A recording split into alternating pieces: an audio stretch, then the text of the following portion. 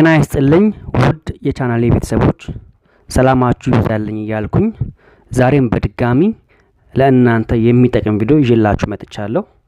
ለቻናሌ አዲስ የሆናችሁ ሰብስክራይብ፣ ነባር የሆናችሁ ደግሞ ላይክ፣ ሼር እና ኮሜንት አይለያችሁ። ይዤላችሁ የመጣሁት አውቶማቲክ መኪና ላይ ሊደረጉ የማይችሉ ነገሮችን ነው። አንደኛው አውቶማቲክ መኪናን በሁለት እግር መንዳት አይቻልም። አውቶማቲክ መኪና በሁለት እግር አይነዳም። ምክንያቱም አውቶማቲክ መኪና ያለው ፔዳል ሁለት ብቻ ነው። እነሱም የነዳጅ ፔዳል እና የፍሬን ፔዳል ናቸው።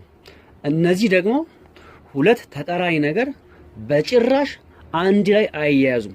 ምናልባት አንዳንድ ሹፌሮች ማኑዋል መኪና ላይ የቆዩ ወደ አውቶማቲክ መኪና ላይ ሲመጡ ትንሽ ግር ይላቸው ይሆናል። ምክንያቱም ማኑዋል መኪና ላይ ያለው ፔዳል ብዛቱ 3 ስለሆነ እነሱም የመጀመሪያው ፍሪሲዮን ነው፣ ከዛ ፍሬን ነው፣ ቀጣይ ነዳጅ ነው። ማኑዋል መኪና ላይ ማርሽ ለመቀያየር ግዴታ ፍሪሲዮን እናፍናለን፣ ከዛ ማርሽ እናስገባለን። ከዛ በኋላ ፍሪሲዮኑን በአንዴ ሳይሆን ቀስ እያልን እንለቃለን። ፍሪሲዮን ትንሽ ለቀቅ እያደረግን ነዳጅ ደግሞ ደገፍ እያደረግን እያመጣጠንን ነው የምንለቀው። ሆኖም ግን አውቶማቲክ መኪና ፍሪሲዮን ስለሌለው ማኑዋል ላይ የለመደ ሰው መቶ በፍሪሲዮን ቦታ ፍሬን እንዳይዝ ነው። አውቶማቲክ መኪና ላይ ሁለቱንም እግራችን የምንጠቀም ከሆነ ማለትም ፍሬኑንም ነዳጁንም በአንድ ላይ ከረገጥን መኪናው እንዲሄድ ነዳጅ ሰጥተነዋል፣ እንዲቆም ደግሞ ፍሬን ይዘናል። ይህ ድርጊት አውቶማቲክ ካምቢ ውስጥ ያሉትን ክፍሎች እንዲጨናነቁ ያደርግብናል። ስለዚህ እንደዚህ አይነት ነገር እንዳይፈጠር ሁለት እግራችን መጠቀም የለብንም ማለት ነው።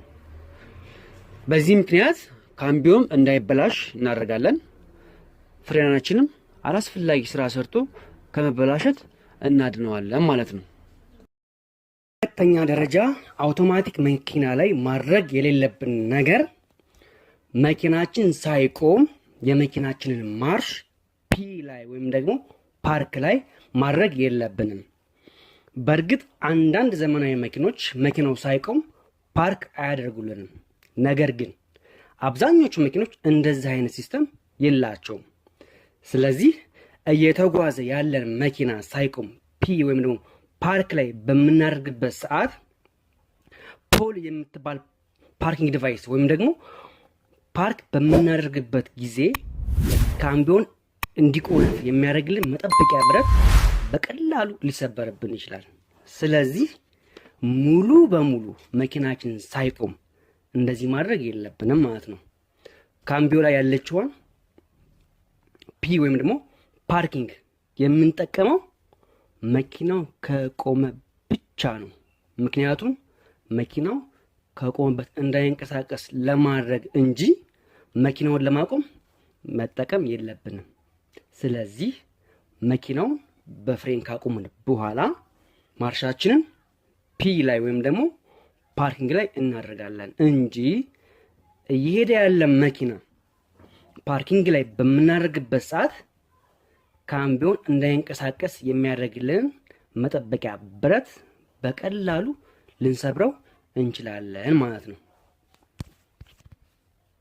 ሌላው ማድረግ የሌለብን ነገር መኪናችን ቁልቁለት እየወረደ ኒውትራል ወይም ደግሞ ዜሮ ማድረግ የለብንም። አንዳንድ ሰዎች ነዳጅ የቆጠቡ መስሏቸው ኒውትራል ወይም ደግሞ ዜሮ ላይ ያደርጋሉ። ይህ ድርጊት ተሽከርካሪ ወይም መኪናችንን ከቁጥጥር ውጭ ሊያደርግብን ይችላል። ኒውትራል ወይም ደግሞ ዜሮ ላይ ማድረግ ጫናውን ሙሉ በሙሉ ፍሬን ላይ እንዲሆን ስለምናደርግ ነዳጅን ቆጥባለን ብለን ለሌላ አደጋ ልንጋለጥ እንችላለን ማለት ነው። ስለዚህ በምንም አይነት መንገድ ቁልቁለት ስንወርድ ዜሮ ወይም ደግሞ ኒውትራል ላይ ማድረግ የለብንም ማለት ነው። ሌላው መኪናችን ከቆመ በኋላ የእጅ ፍሬን ሳንስብ መውረድ የለብንም። ምክንያቱም ካምቢው ላይ የምትገኘዋን ፖል ፓርኪንግ የምትባለዋን ፓርኪንግ ዲቫይስ ወይም ደግሞ ካምቢዮን ፓርክ ለማድረግ የምንጠቀምባት ብረት እሷን ተማምነን የእጅ ፍሬን ሳንስብ መሄድ የለብንም። ምክንያቱም ብዙ ሎድ ስለሚኖርበት ሊሰበርብን ይችላል። በተለይ ዳገትና ቁልቁለት ላይ ሲሆን ሎዱ ስለሚጨምር በቀላሉ ሊሰበር ይችላል። መኪናውን እናቁም። ከዛ የእጅ ፍሬን ስባለን። ከዛ መቀጠል ፒ ወይም ደግሞ ፓርክ ላይ እናድርግ። እንደዚህ የምናደርግ ከሆነ የመኪናችን ደህንነት እንጠብቃለን ማለት ነው። በቀጣይ ማድረግ የሌለብን ነገር ለረጅም ሰዓት የምንቆም ከሆነ ዲ ላይ ወይም ደግሞ ድራይቭ ላይ አድርጎ አለማቆም። ለረጅም ሰዓት የምንቆም ከሆነ መኪናችንን ኒውትራል ላይ ወይም ደግሞ ፓርክ ላይ ማድረግ አለብን። ነገር ግን መኪናችን ዲ ላይ ወይም ደግሞ ድራይቭ ላይ አድርገን ለረጅም ሰዓት ከቆየን በካምቢዮ ውስጥ ሰበቃ ስላለ መኪናችን ሳይንቀሳቀስ እንዲሞቅ ያደርገዋል።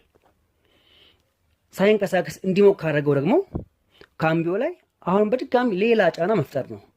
ይህ ደግሞ ካምቢዮ ውስጥ ያሉትን እቃዎች ብዙ ሳያገለግሉ ሊጎዱ ይችላሉ። ስለዚህ ብዙ ሰዓት የምንቆም ከሆነ ማርሻችንን ኤን ላይ ወይም ደግሞ ኒውትራል ላይ ወይም ደግሞ ፒ ላይ ወይም ፓርክ ላይ ማድረጉ የተሻለ ነው።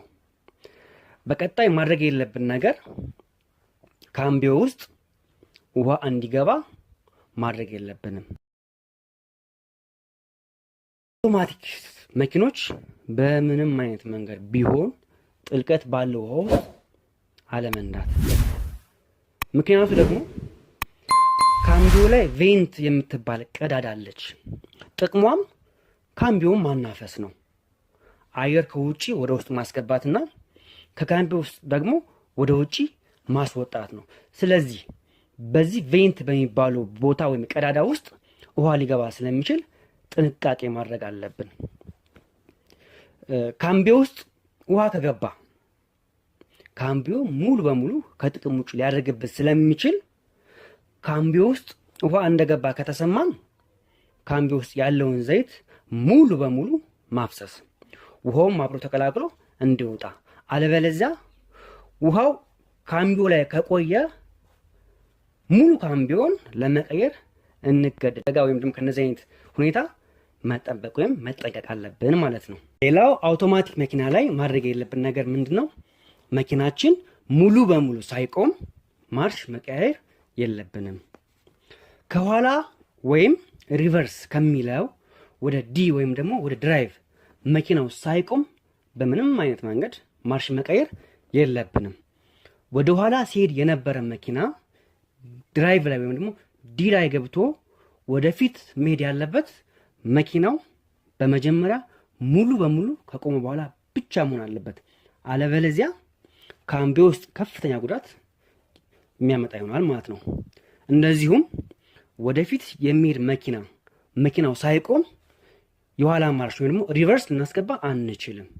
እንደዚህ አይነት ማርሽ አቀያየር ካምቢዮችን ውስጥ ያለውን እቃ እንዲሰበር ወይም ደግሞ ሙሉ በሙሉ ከጥቅም ውጪ ሊያደርግብን ይችላል ነው። ሌላው ማድረግ የሌለብን ነገር ምንድነው? መኪናችን ሳይሞቅ ማንቀሳቀስ የለብንም። ቢያንስ ለ3 ደቂቃ መሞቅ አለበት። ምክንያቱም የማለስለሻ ቅባት ወይም ደግሞ ዘይቱ ሁሉንም የካምቢዮ ቦታ ማድረስ ስላለበት። ነገር ግን መኪናችን እንደተነሳ ወዲያውኑ የምናንቀሳቅሰው ከሆነ ካምቢዮ ውስጥ ያለው ዘይት ሁሉንም ቦታ ሊያዳርስ ስለማይችል ካምቢዮ ውስጥ ጉዳት ሊመጣ ይችላል። በተለይ ደግሞ ቀዝቃዛ ቦታ ያሉ መኪኖች በደንብ መሞቅ አለባቸው። ሌላው ከዚህ ጋር የተያያዘ ነገር ስለ ሉብሪኬሽን ወይም ደግሞ የማለስለሻ ዘይት ካነሳን ስለ ሞተርም ጠቆም አድርጌያችሁ ልለፍ። ብዙ ጥናቶች እንደሚያሳዩት ከሆነ 60% የሚሆነው የመኪና የሞተር መበላሸት የሚከሰተው መኪናው ተነስቶ ዘይት እስከሚደርሰው ባለው 1 ደቂቃ ውስጥ ነው። ምክንያቱ ደግሞ ምንድነው? መኪናው እንደተነሳ ነዳጅ ከሰጠ ነው በተለያየ ክፍሎች የማለስለሻ ቅባት ወይም ደግሞ ዘይት ስለማይዳረስ ዘይቱ እስከሚዳረስ ድረስ ወይም ዘይቱ በሁሉም ቦታ እስከሚሄድ ድረስ ምን እንደሚፈጠር ደረቅ ሰበቃ ነው የሚፈጠረው። ዘይት በቦታው ዘይት ስለማይደረስ ደረቅ ሰበቃ ነው የሚፈጠረው። ይህ ማለት መኪናችን ወይም ደግሞ ሞተሩ ቀስ በቀስ ጉዳት ያመጣል ማለት ነው። በመጨረሻም የሞተሩ ህይወት ያጥራል ወይም ደግሞ ሞተራችን ከጥቅም ውጪ ሊሆንብን ይችላል ማለት ነው። ስለዚህ መኪናችን ለ3 ደቂቃ ያክል ማሞቅ አለብን። ሙሉ ዘይቱ እስከሚደርስ ድረስ ጠብቀን መሄድ አለብን። ቅዝቃዜ ቦታ ያለ ደግሞ ከሆነ በደንብ አሙቀን ዘይቱ ሁሉም ቦታ እስከሚደርስ መጠበቅ መቻል አለብን ማለት ነው። ሌላው አውቶማቲክ መኪና ላይ ማድረግ የሌለብን ነገር ምንድነው? እጃችን ማርሽ ላይ አድርጎ መንዳት የለብንም። አንዳንድ ሰዎች እንደዚህ አይነት ልምድ ሊኖራቸው ይችላል። ማኑዋል መኪና የሚወዱ ሰዎች በተለይ ማርሽ ወዲያው ለመቀየር የመንዳት ባህሪ ወይም የመንዳት ልምድ ይኖራቸዋል። አውቶማቲክ መኪና ላይ ግን በፍጹም እንደዚያ ማድረግ የለብንም፣ አስፈላጊም አይደለም። ምክንያቱም ማርሽ ላይ እጃችን በምናደርግበት ጊዜ ሳናስበው የማርሽ መቀየሪያ ክፍሎች ላይ ጫና ልናሳድር እንችላለን። ወደፊት እየሄደ ያለ መኪና ድንገት ወደ ኋላ ቢያደርገው ራሳችንም አደጋ ላይ እንጥላለን፣ ካምቢውንም ከጥቅም ውጪ እናደርገዋለን ማለት ነው። ስለዚህ እጃችን ማርሽ ላይ አድርገን በምንም አይነት መንገድ መንዳት የለብንም። ሁለቱም እጃችን መሆን ያለበት መሪ ላይ ብቻ ነው። ሌላው የካምቢው ዘይት መቀየር ነው። አውቶማቲክ መኪኖች የካምቢው ዘይት አይቀየር የሚባል ነገር አለ በተለምዶ፣ ግን ይሄ ትልቅ ስህተት ነው። የካምቢው ዘይት ይቀየራል። የካምቢው ዘይት በየጊዜው መቀየር አለበት። በየጊዜው ካልተቀየረ የቆሸሸው የካምቢው ዘይት ካምቢው ውስጥ ያሉትን እቃዎች ከጥቅም ውጭ ነው የሚያደርጋቸው። ስለዚህ የካምቢው ዘይትን በየጊዜው ሰዓቱን እየጠበቅን ቼክ በማድረግ እና ጊዜው ሲደርስ መቀየር፣ ያ ከሆነ የመኪናችን እድሜ ማራዘም እንችላለን ማለት ነው።